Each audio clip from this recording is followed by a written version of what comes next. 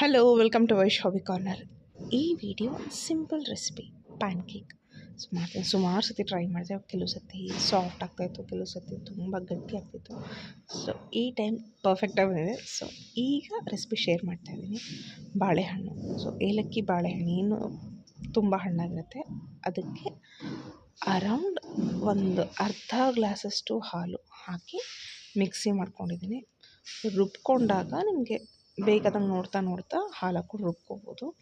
So ಇಲ್ಲಿ 1 cup ಮೈದಾ ಹಿಟ್ಟು, ಹಾಗೆ ಸೇಮ್ ಕ್ವಾಂಟಿಟಿ 1 ಕಪ್ಪು ಗೋಧಿ ಹಿಟ್ಟು.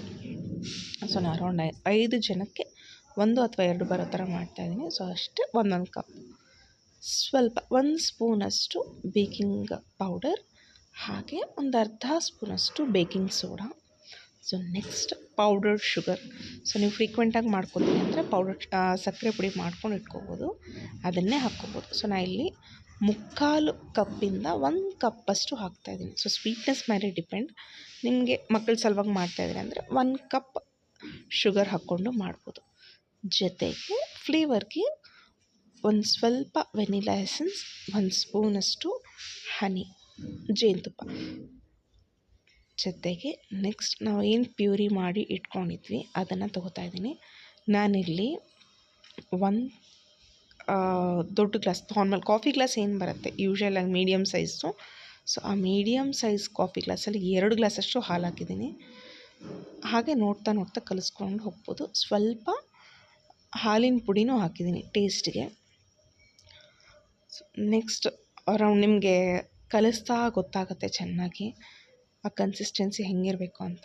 ಸೊ ನಾನು ಇದರಲ್ಲಿ ಎಲ್ಲೂ ನೀರು ಹಾಕಿಲ್ಲ, ಸೊ ಹಾಲೇ ಯೂಸ್ ಮಾಡ್ತಾ ಹೋಗಿದ್ದೀನಿ. ಸೊ ನಿಮಗೆ ಡೌಟ್ ಇತ್ತಂದರೆ ಸ್ವಲ್ಪ ಹಾಕಿ ಹಾಲನ್ನ ಕಲಿಸ್ತಾ ಹೋಗ್ಬೋದು. ಸೊ ನಾನು ಈ ಗ್ಲಾಸ್ ತೋರಿಸ್ತಾ ಇದ್ದೀನಲ್ಲ, ಇದರಲ್ಲಿ ಅರೌಂಡ್ 2 ಕಪ್ಸಷ್ಟು ಹಾಲು ಹಾಕಿದ್ದೀನಿ. ಆ್ಯಂಡ್ ಒನ್ ಥಿಂಗ್, ನೀವು ಬೇಗ ಹಾಕಿಲ್ಲ, ಇನ್ನೂ ಸ್ವಲ್ಪ ಬಿಡ್ತೀರಿ ಹಾಕ್ತಾ ಅಂದಾಗೆಲ್ಲ ಸ್ವಲ್ಪ ಒಂದು ಸ್ಪೂನಷ್ಟು 2 ಸ್ಪೂನ್ಸಷ್ಟು ಹಾಲು ಹಾಕಿ ಕಲಸಿ ನೆಕ್ಸ್ಟ್ ಪ್ಯಾನ್ ಮೇಲೆ ಹಾಕಿ.